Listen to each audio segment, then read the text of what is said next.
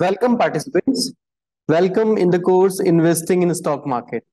This is our lecture number 8 and in this lecture we are going to discuss about clearing corporation of a stock exchange. Participants, हमने हमारे पुराने lectures में ये बात किया है कि जो स्टॉक मार्केट है it is nothing but a stock exchange, और जब भी किसी को किसी कंपनी के शेयर्स में इन्वेस्ट करना होता है तो ये इन्वेस्टमेंट हमें स्टॉक एक्सचेंज की मदद से करना होगा. Now this stock exchange is not the only independent body which is providing this facility to all of us. Stock exchange के साथ साथ कुछ और भी ऑर्गेनाइजेशंस होते हैं, फाइनेंशियल इंस्टीट्यूशंस होते हैं जो हमें शेयर्स खरीदने और बेचने में हमारी मदद करते हैं, और इन्हीं की मदद से हम ट्रेडिंग आवर्स के दौरान कभी भी शेयर खरीदने का एक ऑर्डर प्लेस करते हैं और बेचने का एक ऑर्डर प्लेस करते हैं. तो जब भी हम एक ट्रेडिंग ऑर्डर प्लेस करते हैं तो जो उसका प्रोसेस है वो कुछ इस तरह है.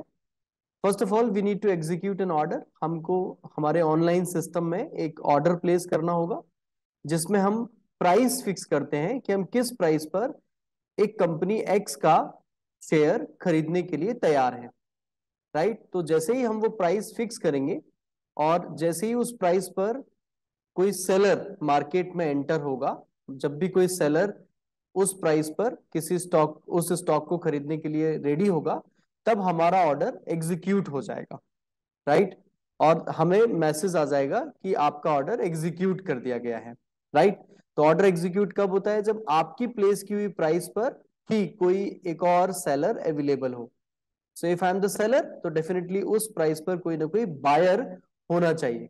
इसका मतलब बायर और सेलर दोनों एक लीगल एग्रीमेंट में एंटर होते हैं, राइट, शेयर्स को बाय और सेल करने के लिए through a stock exchange.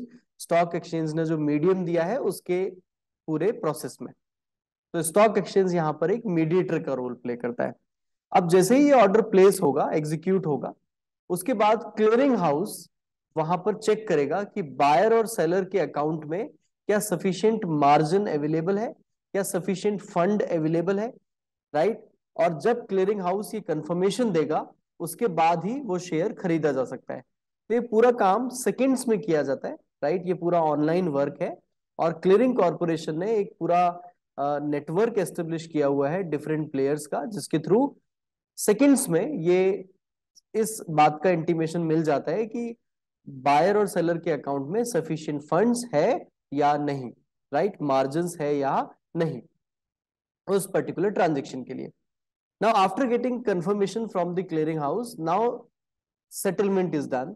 Right, यानी स्टॉक एक्सचेंज ये इंश्योर करता है कि जिसने भी बाइंग ऑर्डर प्लेस किया है उसके पास शेयर्स उसके डीमेट अकाउंट में क्रेडिट हो, और जिसने भी जो भी सेलर है जिसने भी बेचने का ऑर्डर एग्जीक्यूट किया है उसके डीमेट अकाउंट से शेयर्स डेबिट हो.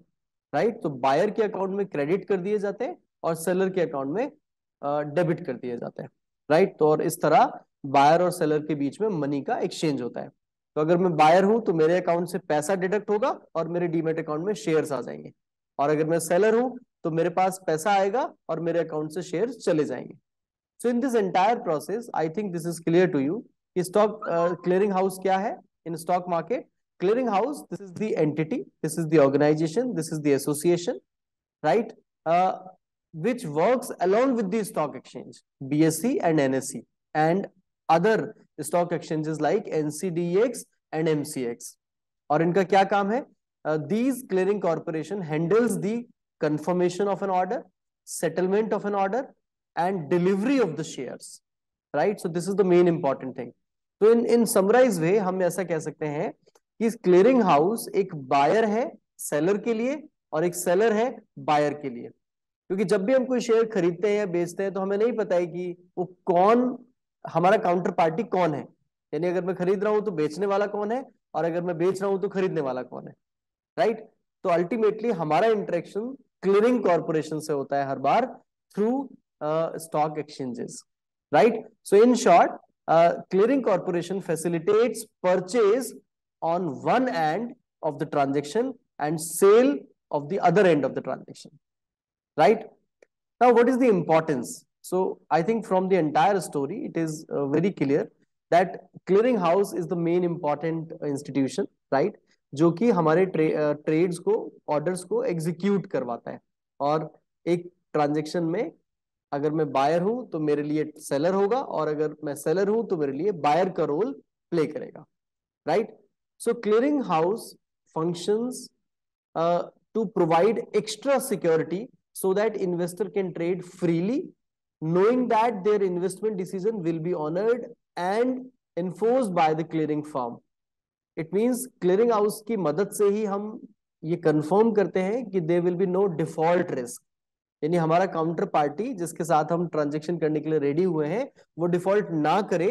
क्लियरिंग हाउस इसके लिए इंश्योर करता है और इंपॉर्टेंट मार्जिन्स कलेक्ट करता है, राइट? सो क्लियरिंग हाउस का रोल है ट्रांजेक्शंस को सेटल करवाने में, right? Now if you look at the functions of clearing house, so clearing house provides guarantee that the transaction will occur smoothly and both the party will receive what is due of them. यानी buyer के लिए shares जो due है और seller के लिए money, right? ये clearing house ensure करता है, गारंटी करता है ये आपको मिलेगा। The clearing firm makes sure that the parties involved respect to the system and follow the proper procedure for a successful transaction, right? तो क्लियरिंग हाउस ये इंश्योर करेगा कि जो रूल्स रेगुलेशन सेबी से प्रिस्क्राइब्ड है वो फॉलो किए जाए और ट्रांजैक्शन को ऑर्गेनाइज सिस्टम में फ्लोट किया जाए। Clearing house is the firm that provides a level playing field for both the parties, right, where they can agree on the terms of their negotiation. जब भी हम कोई ट्रांजेक्शन करेंगे तो डेफिनेटली नेगोशिएशन होगा, बायर और सेलर डिफरेंट डिफरेंट प्राइस पे negotiate करेंगे। तो क्लियरिंग हाउस एक मैकेनिज्म देता है जिसके थ्रू हम अपनी मनचाही प्राइस पर शेयर्स को बाय या सेल कर सकते हैं, राइट? और नेगोशिएशन ऑनलाइन किया जाए। The clearing house make sure that the right goods are delivered to the buyer, यानी अगर मैंने एक्स आइटम खरीदा है तो मुझ तक एक्स आइटम ही आए, राइट? ऐसा नहीं होगा कभी भी कि इन्फोसिस का शेयर खरीदने पर रिलायंस का शेयर मुझे क्रेडिट कर दिया जाए, राइट? तो क्लियरिंग हाउस हमेशा इंश्योर करता है कि जो चीज आपने खरीदी है वही आपको डिलीवर की जाए, okay? And there are no complaints, right? और यहां पर कोई भी इलीगल एक्टिविटी ना हो, आर्बिट्रेजिंग और स्पेकुलेशन वगैरह ना हो। Now participants, let's understand what is the primary role of a clearing house. So through an example, right? So we have seen this, we have already discussed this thing, that clearing corporation provides assurance, okay, about the settlement of your trade. तो जैसे अगर मैं एक trade करता हूं, जैसे Wipro company का अगर एक शेयर खरीदा है मैंने और मैं 400 रुपए में वो खरीदना चाहता हूं, तो मेरा ऑर्डर 400 रुपए पे प्लेस होगा। और जैसे ही कोई सेलर इस प्राइस में एग्री होता है लेने के लिए, सेल करने के लिए, राइट, तो डेफिनेटली इस ट्रांजेक्शन को एग्जीक्यूट कर दिया जाएगा। और एग्जीक्यूशन के वक्त मेरे अकाउंट से 400 रुपए डेबिट हो जाएंगे बैंक अकाउंट से, और वो 400 रुपए सेलर को क्रेडिट कर दिए जाएंगे। इसी तरह सेलर के डीमेट अकाउंट से शेयर विप्रो का डेबिट होगा और मेरे अकाउंट में उसे क्रेडिट कर दिया जाएगा। तो क्लियरिंग कॉर्पोरेशन इसे इंश्योर करता है कि ये ट्रांजेक्शन प्रॉपर्ली स्मूथली मैनेज हो। तो इन पिक्चर से भी हम ये समझ पा रहे हैं कि क्लियरिंग हाउस बेसिकली एक मीडिएटर है between buyer and seller, okay, right? So ये इंश्योर करता है कि there will be no default in each transaction, चाहे वो बाइंग का हो या सेलिंग का हो। Now in our India, according to the stock exchange, we have separate institutions like NSC. और एनएससी का जो क्लियरिंग संभालता है उस ऑर्गेनाइजेशन को हम कहते हैं National Securities Clearing corporation Limited, एनएससीसीएल।